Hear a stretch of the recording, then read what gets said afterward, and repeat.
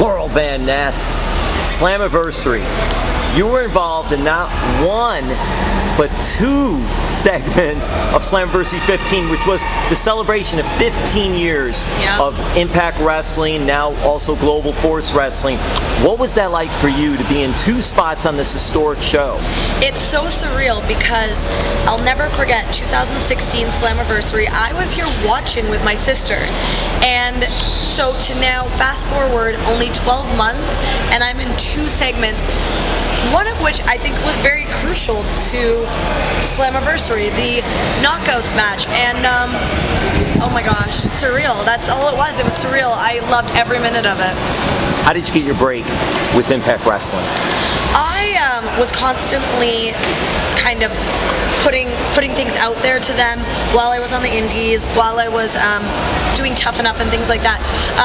Always keeping that door open to anyone in the company. I really didn't know who to contact.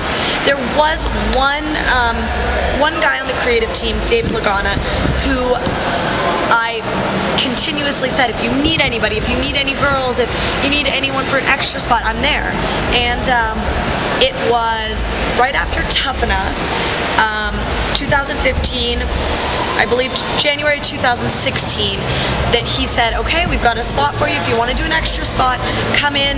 We're going to be in Bethlehem, Pennsylvania doing a show. So I flew there. I did a gauntlet match with all the girls and got taken out by Kong, so that was amazing. I did my very first match against Jade, singles match. First time I had ever been in front of a camera, in front of a crowd that big, and on TV, and for Impact. So like the pressure was insane. But I left feeling confident. At that time my hair was brunette. I looked a lot different. I didn't have as much confidence in myself, but I left confident that I did the best I could. I had such a great time, and I flew straight to Japan. Didn't hear back from them. Went and did some work in Japan for Stardom. Yeah, did 3 months with them. Ended up breaking my collarbone and going to India, and by the time that I came back to Impact to do another extra spot was that Slammiversary weekend where I watched with my sister and then came in a couple days later and did some extra spots. So that was really my moment. I got signed Slammiversary weekend last year, or the month later. So I had a couple of tryout matches again, and that was it. I mean, I came back, I had blonde hair, I had much more charisma, and I was confident in myself. I had done more in life and in wrestling, and I think they saw that. And they signed me. You had experience going to all these different places, like I was going to mention Japan, and then India. I didn't know that. So yeah, you wrestled in all North America, all over, Canada, the United US, States. Exactly, yes. Because when you think about it, you started about 2013? 2014. 2014. January 2014. So you really have come a long way in a short period of time. 3 years. Do you still Getting signed in 2 years, it's crazy. Do you still talk to Lance about what you're doing and get advice from him and just to keep improving? Always. No matter what I do, I would never want to feel like, okay, this is it. I did a perfect job. I never have to ask anyone for advice. I always want advice. I think people in the back know that. I think my friends and family know that. And Lance will always give me his advice and his input, and that's what I appreciate about him. I do go back to Calgary.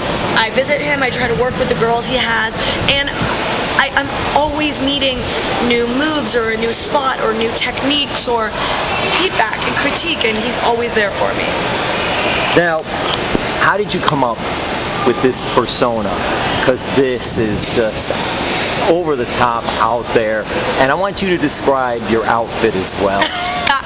Well, I had a wrestling wedding in the ring in January 2017, where he left me at the altar.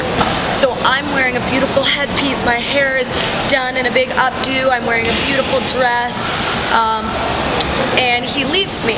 And as the weeks go on, I continue to wear this outfit, but I get crazier and crazier and more delusional and more psychotic because I'm so upset that I was left.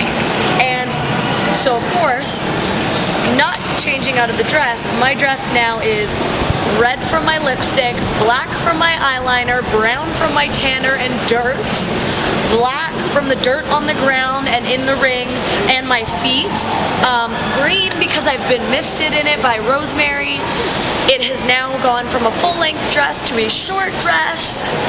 It had 3 layers. I'm sure it doesn't have 3 layers anymore. My headpiece is all over the place. My lipstick and mascara is everywhere. I am the craziest of brides. And I think just the story naturally progressed that way. Dutch is amazing in his inputs on the creative side of things, and I just act like a lunatic. I really have no explanation for how I act because I go out there and it comes out. I act like a lunatic. So do you enjoy that persona? I love it. I love it because really I don't have to think about what I'm doing. I just do it. Whatever comes to mind, I do it, and the crowd loves it. I hope. And what do you think of the Knockouts division here and the talent that Impact Wrestling GFW has put together? The talent in general is amazing. I think that we've hired so many new independent up-and-comers that are spicing up the roster. With the girls, I think it's right now quality over quantity. We don't have a huge roster, but what we do have is good. We work together, we mesh, we like each other, and that's huge. The chemistry is there, and that's what you need in a good roster. All right, so you're from Canada. Were you big into hockey growing up? Yeah. All right, so did you have a favorite hockey team? Did you have a favorite hockey player? My favorite team was always the Canucks, but after moving to Calgary, I'm kind of a Flames girl now. Aginla was my guy. Aginla's not there anymore, of course, but Aginla was my guy. Kessler from the Canucks. But I'm just a hockey fan in general. I'll tell you what, Finn is one of the best mascots that any hockey team has ever had. I've known Finn, I've interviewed Finn, well, we can't talk, but we did something correspondence-wise.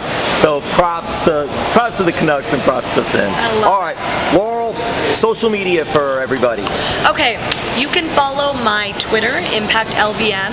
You can follow my Facebook page, look up Chelsea Green. That's my fan page. And did I say Instagram already, or did I just say Twitter? Give your Twitter. My Twitter is ImpactLVN. My Instagram is Chelsea A. Green. All right, and with the Tough Enough, I have to ask you that before we get out of here.